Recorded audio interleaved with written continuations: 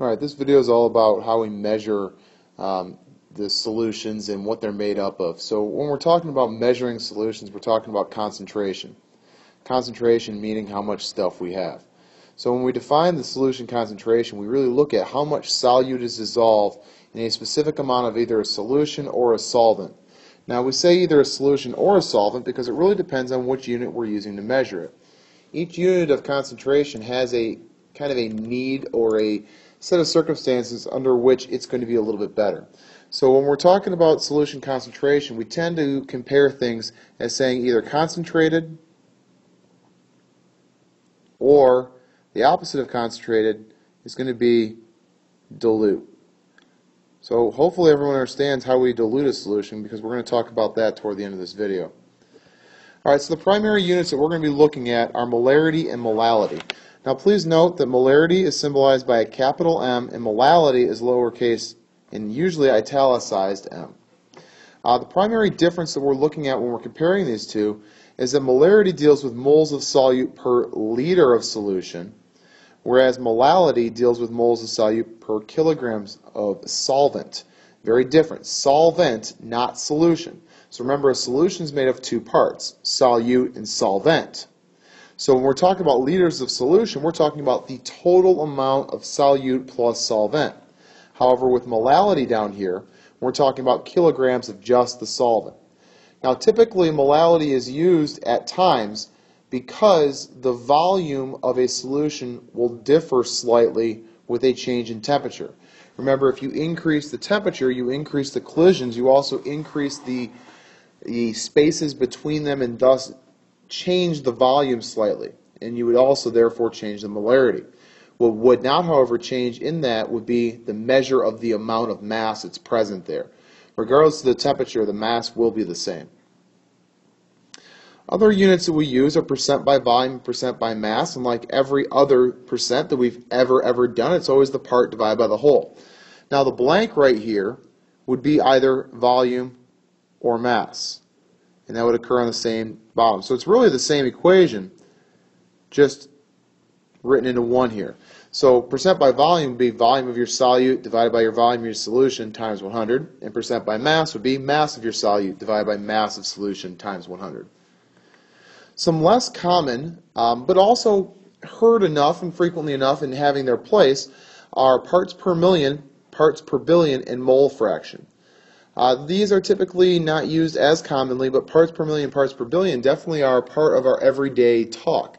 When we talk about the pollen count in the air, we talk about humidity, we're talking about the number of pieces, whether it be pollen or water, relative to the amount of air molecules.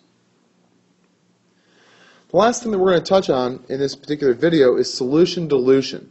How we take a very concentrated substance and make it much less concentrated.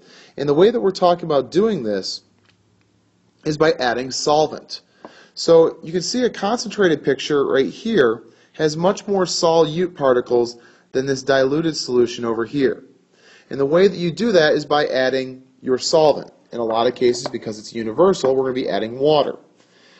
The equation that we use is probably the most used for most chemists, and that's going to be M1V1 equals M2V2, where M is your molarity and V is your volume.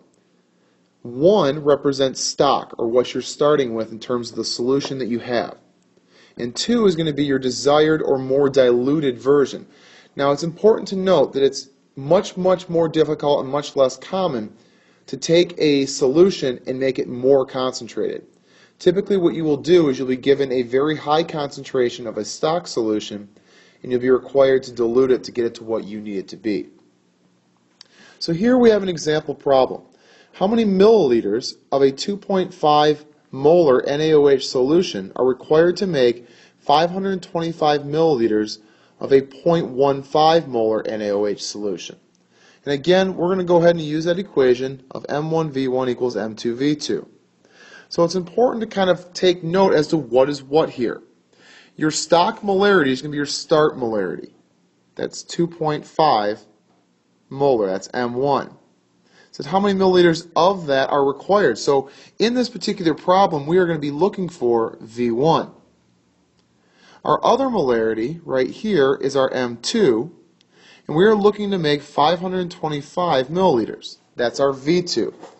Now, it's also important to note here that volume does not necessarily have to be liters or milliliters. It can be either one, as long as it's the same on both sides of the arrow. So now that we have all our variables, let's just put them in place. 2.5 molar times V1, which we don't know, that's our unknown, equals M2, 0.15 molar, times 525 milliliters. Now, like any problem, what we need to do is we need to isolate our variable. So we're going to divide both of these sides by 2.5 molar. When we do so, the left side gives us V1, and the right side gives us 31.5 milliliters. Now, what that means to us is that we're going to need 31.5 milliliters of NaOH. However, just pouring 31.5 milliliters of NaOH does not give us 525 milliliters of our diluted solution. The rest of that has to be, hopefully you guessed it, water. So in order to figure out how much water, we would take that 525 and subtract 31.5, and we would come out with 493.5 milliliters of water. So in order to completely make our solution, we're going to take 31.5 milliliters of NaOH and add it, or combine it with 493.5 milliliters of water. This is a sample dilution problem.